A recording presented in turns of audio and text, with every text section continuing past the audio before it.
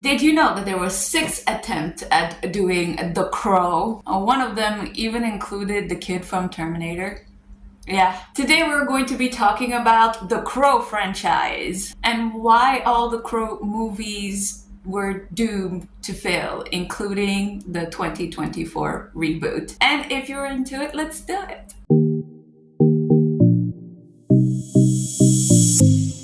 The Crow franchise was a pretty big one, unknowingly to me, and maybe to you, but there were 5 movies, including 1 TV series. That is a lot. So let's start with the very first one that started it all, The Crow 94. Why are you dressed like that? What? It represents how I feel inside. You just don't get it. Alright, I'm sorry. I don't get it. I'm sorry. Wow. The Crow is a 1994 American superhero film directed by Alice Proyas, and written by David J. Shaw and John Shirley, according to the notes. Of course, it stars Brendan Lee in his final performance as Eric Draven? Yeah. A rock musician who is resurrected from the dead to seek vengeance for his and his fiance's death. This is the one that started it all, people. This is the one that made The Crow what is The Crow today. And in all honesty, to me, it wasn't bad. I liked it. I remember watching this when I was, much younger and being like, all right, it's not like the greatest movie, but it's like, all right. What? I'm sorry. Because you see, I don't know if you know this, but The Crow was actually based on a comic book called The Crow. And it was made by James O'Barr. And obviously it had the same premise as the movie because it was based on this comic book, right? And in all of the movies, whether it's this one, the very first one, or the comic book, or all the series and everything, it's always the same thing. There's a guy, he falls in love with a girl, or loses someone, or is within happiness and within some sort of relationship, whether it's with his girlfriend, with a wife, with a fiance, a son. Like whatever it is, they lose it, and they love them so much that they want to avenge them, and they turn into this like supernatural being that is the Crow, and avenge their own, but also the person that they love so much death. And every single time it's the same story. It's the same story. If you don't want to watch a 2-hour movie, this is pretty much it. This is the plot. Like, I got you. However, this comic was one of its first of its time. Well, not the only one, because I saw this comic book. I didn't read all of it, but I read some of it. And I equal it a lot to Sandman, because Sandman came out in 1989, and so did The Crow, and they have a very much similar feels, especially with the characters of like Morpheus or Morbius, the dream character, okay, and Death also, who is always played by a woman, and I love this character as well. And it's very similar. It is targeted to a certain audience, which is the goth audience of the time. And I think it's amazing. Like, it was really a beautiful work. And if you don't know, this work that is made by James O'Barr, sorry, is that it was work that he didn't even want to publish, honestly. It was work that he decided to make for himself. And the reason why he made this and wasn't supposed to be published is the fact that his fiance had died by a car accident due to drunk drivers. And this was his way of coping with what happened. I'm guessing in his, imagination, he turned into someone that could avenge his fiance's death, which is actually very profound. It makes it so for a really beautiful storyline, a very beautiful movie. And at the time, it was very good for what it was, right? In 1994. They didn't respect the comic book. They did it wrong? What do you mean they did it wrong? In the new one, the horse is like a childhood memory, but actually in the comic book, it has to do with the afterlife. A purist. Like, you just don't get it. Okay. Just calm down. First of all, we're talking about The Crow 94 right now, not the 2024 one. So you can pump the brakes. I know it wasn't the same thing, but whatever, you just don't get it, you just don't understand. okay. But as you can see, in the 94 time, all of this was lining up for it to be a pretty good movie, right? I mean, not a great movie, but a good movie. And the big thing is that what could have gone wrong? Well, let me tell you. On March 31st, 1993, Lee was filming a scene where his character Eric was witnessing the beating and the rape of his fiancée. And actor, who is it? Michael Masses, who had the character Fun Boy, fires a gun at Lee's while he is walking in. And sadly, that scene would be the last scene that Brenda Lee is done. There was a malfunction with the gun department and he was shot in the chest and sadly passed away. This event created quite a shadow over the entirety of the film. Not only the 94 film, but every other film that came after that. For the 94 film, remember that this was done 3 days before the actual finishing of the shoot, which means that a lot of rewriting had to be done. And I think at the time, Paramount Picture, because of the delay, now had refused to distribute the movie. And also deemed that the movie had now violent content and that it was inappropriate given Lee's death, which is understandable. They should have been more responsible. What were they thinking? Yes, they should have. They should have. Despite the tragedy, the movie became a critical success. The film received positive reviews and even started its own cult following, which is up until this day, apparently. Okay, so for me, these kinds of movies have to have the right timing. And I think, if I can dare say so myself, I feel like this movie is kind of like what Queen of the Damned did for all the millennials out there of the same time. It comes around the time when you're like 14, 15, 16, you know, and you're having all these like angsty emotion. And you know that during this time, you know, this period of time for a person, I think you're going through something that is like, you know, you're going through very heavy emotions. You're going through intense emotion. Yeah. Right? Or what you think is intense emotion. Wait, what? And it's just kind of there at the right time, right? It just, I mean, I know that Queen of the Damned did that for me because Queen of the Damned is not a great movie. It had a supernatural feel. It had Aaliyah, who passed away right after the movie was done. And it had a thing, like if Queen of the Damned was remade today, it wouldn't be as good. Not because the movie was good back then, just because of the impact that it gave, of the time that it gave with the trend that it was and everything that surrounds it. Does it make sense? And think for The Crow, it was the same thing. All the goth kids of the time like kind of felt for it. The writing was for that, you know. He was soloing his guitar on tops of skyscrapers. He was avenging his loved one. You know, it's all very intense. It's all the feels that you get. And it works with the music and the fashion. It's all of it for just a good trend. It's not a trend, it's a lifestyle, okay? Right.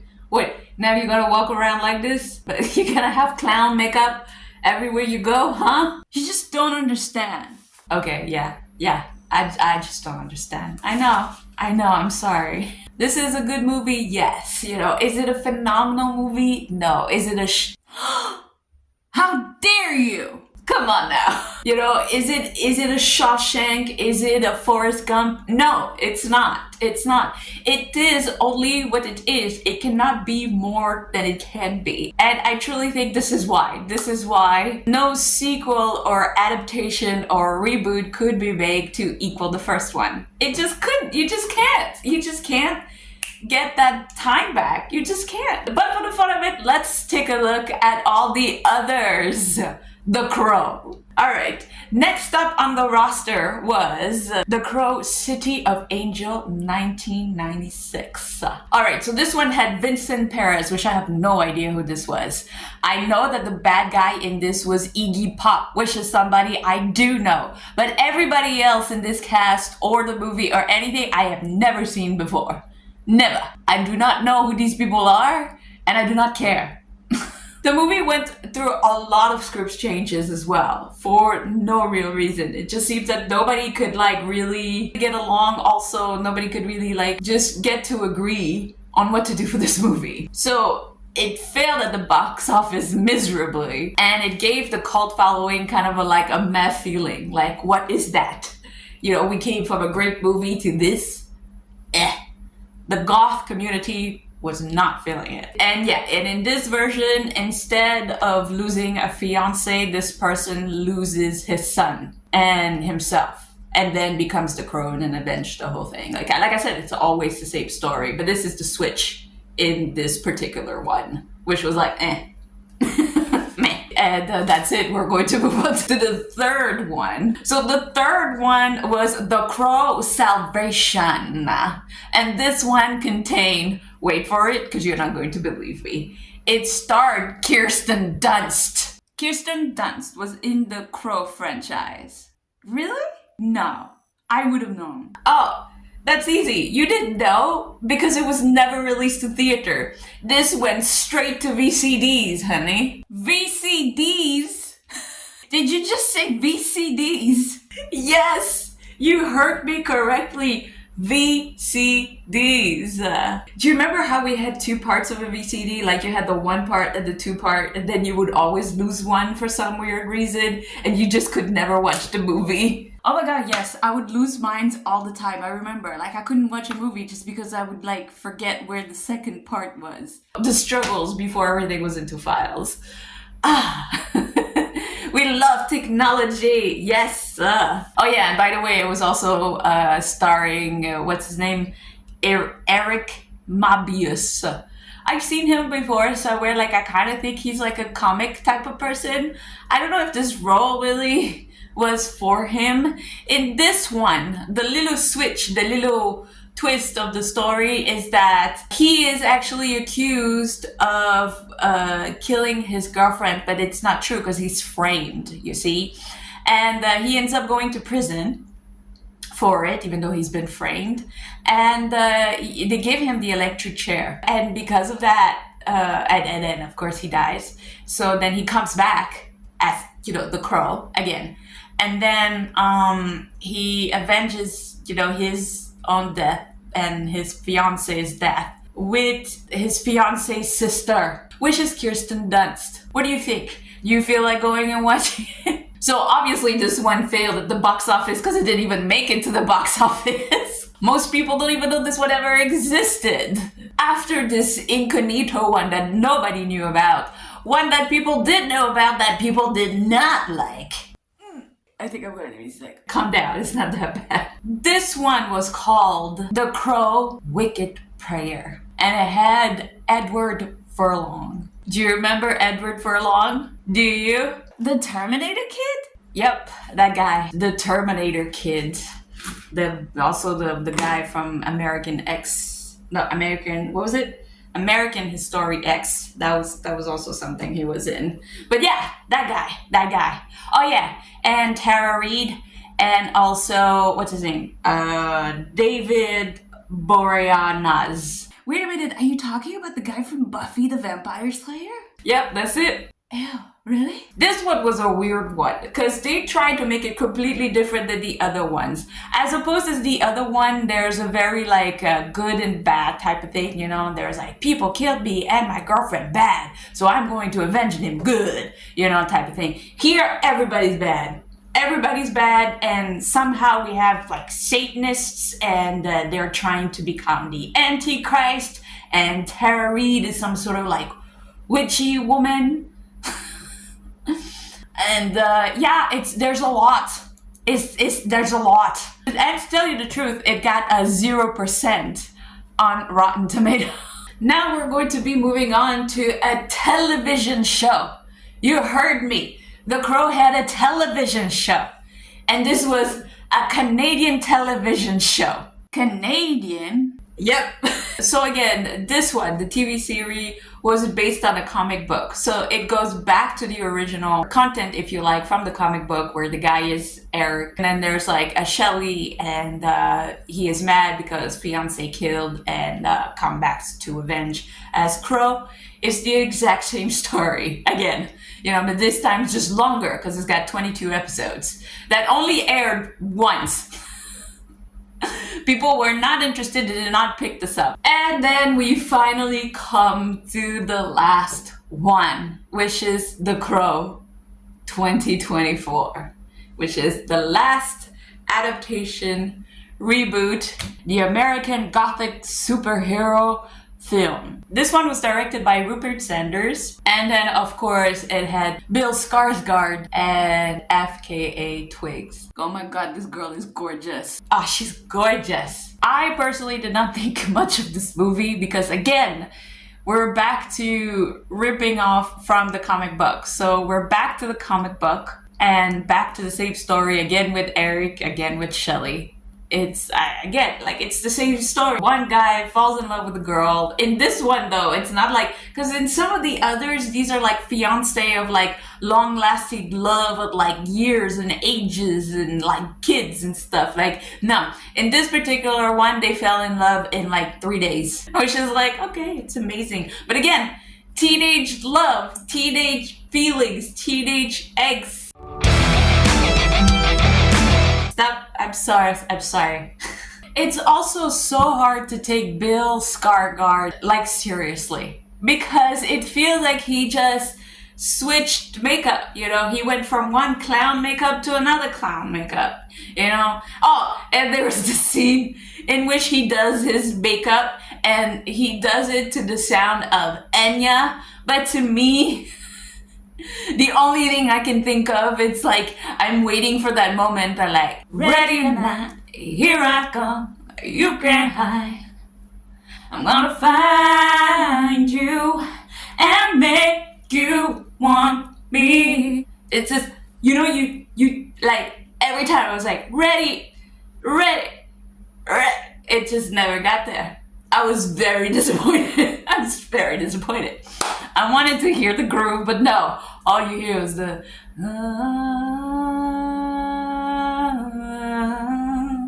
That's all you hear. And you're just like... As a former hip-hop dancer, I swear to you, like, I was ready. But it wasn't for me, though. I was just ready for that Lauryn Hill flow that just never came. But the truth is, like I said, like, the story is just the same over and over again. And they just couldn't make anything different. Like, what could have had done differently? To make this film better, what could they have done? It's an honest question coming from me. Actually, wait. A thought has come to me. And the main character of being the Crow is a woman. Avenging her husband because they both died on their wedding day to a gang that came and interrupted their wedding. That would be so amazing. I would watch that. What? How did you? Wow. Yeah. You know why? You know why you would watch it? Because that was actually a script that was never made. And this script was actually coming from James O'Barr himself, who is James O'Barr, the guy that created the comic book. And he was inspired by a tragedy that he saw in a newspaper and thought this could be a cool switch. What happened? Why didn't they do it? Miramax didn't want to pick it up because they thought that the audience wouldn't pay attention to a woman lead role in a superhero movie. But still, look at all the superhero movies we have today, and there's plenty of lead role for the women. There's like Wonder Woman, Supergirl, like... Yeah. I mean, to be fair, this was pitched in the 90s, right? What? I don't get it. I know, girl, I know. It's a pity. People never listen. It would have been a banger. That's one that I would want to watch too. Especially if it was involving the actual comic book's creator. But yeah, they passed on that. Is there anything else they passed on? Yeah, actually, there was a lot of other script that was made for The Crow, because yes, not only we got the 5 movies plus the 1 TV series, but there was a bunch of others that was written that was never made. Lucky for us, including the Bride one, which I thought was pretty cool. There was another one that was going to be called The Crow Lazarus, and that one was going to include DMX. What? Ugh. Yeah. It sucks that we did not get that one. I mean, I don't know. And then there was one that was like a futuristic one. I think there was like a Crow 2037 or something like that, which I don't remember the plot of. But yes, there were others. Like, so they didn't even do as many as you thought. This project is a project that just people are keep trying. They're not wanting to let this one die, which is not a good idea, by the way. This is not a good idea. You should let it die. So let's talk a little bit about why the franchise was doomed in the first place. Let's talk about it. I think the first movie was so impacted by Brandon Lee's death. Of course, we also knew that, Brandon Lee is the son of Bruce Lee, which also had passed away at an untimely death, which came to a popular statement where people thought that the Lee's family were under a curse, and it was called the Lee's curse, if you would want. There was even, I think, at the time in the early 2000s, sort of like a documentary series that was called Cursed Film, and I think The Crow actually had an episode on it because people truly felt that this movie, the set, everything that was around it, Brandon Lee's death, Bruce Lee's death was somehow cursed. And I think this greatly actually affected the whole franchise. I said that earlier as well. And it's not to say that I think that the franchise is cursed because of the Bruce Lee thing or the Brandon Lee thing. No, it's not that I think like that at all. But me, as a person who has been doing YouTube for a little bit now and understand how marketing is working, because marketing is a bitch, y'all. My numbers are not really big and I'm not growing. I know it's because I don't have a marketing team. I cannot boost my numbers. I cannot do things behind. I can't promote the way because I'm broke as fuck. And that's fine. We'll get there eventually. But the point is that when you have marketing and you have a very good way of selling a product, this movie was made for this. You couldn't get a better movie tactic marketing than this, honestly. That's gross. I know. People wouldn't exploit people's death. Of course they would. Even the trailer of The Crow was saying Brandon Lee in his final performance. It was all there for you to do the heavy marketing. It was, the death. And again, the lure of the supernatural and the goth trend and everything. It made it a package that was good for its time. And it couldn't get better. And it never got the same lore. Every other movie, adaptation, series, whatever, did not have the same lore because it did not have Brandon Lee's death. And I think that's an awful thing to say. I understand. But at the same time, I think this is really true. That it brought a little cherry on top of the package. Again, horrible thing to say. But I think it's true. Also, I do think because it was the 90s movies of its time and it was a specific trend of a gothic sort of demography, I think its major, demography just grew out of it, honestly. You grow out of your angsty behavior thing. Yes, at 14, I would have think The Crow or what I watched, which was, Queen of the Damned. Yes. I think these are incredible movies. I think at that time I'm oh my god, yes. But then as I grow older and I understand and my brain develops, I no longer think those things. And I think it's the same thing. The demography moved on and the gothic community was not as big. And you just grow out of the things that were once good. And it's hard to get a next generation to love the same thing. We've grown out of the moment. Like I said, the movie was a movie of its time, and I don't think you could have done it much better than that particular time. It definitely did not need a sequel. It did not need an adaptation. It did not need a reboot. And the fact that it did, cheapened the whole thing, honestly. If it would have stayed as a one-hit wonder, this would have been terrific. It would have never lost his cult following. I mean, it still does, you know, but it would never have lost the spark. Now you cheapen it. It just shows that it was just never meant to be a franchise. And that is why it's failed. And that it will continue to fail if you keep trying to make something that was just a great thing ahead of its time. And that's where it stands. And that's where it stays. But anyways, what did you guys think of The Crow? Did you know any of these movies? Did you watch any of these movies? Is there one that you liked more than the other? Is there any movies, document series, or anything of that sort that you would like me to do? Because I would love to do that. And, oh, yeah. Do you have anything to say? Alright, so what I thought of the movie was that... Alright, never mind. And thank you so much for being here. Thank you for watching. I will see you guys next week. And I hope you have a great day. Bye!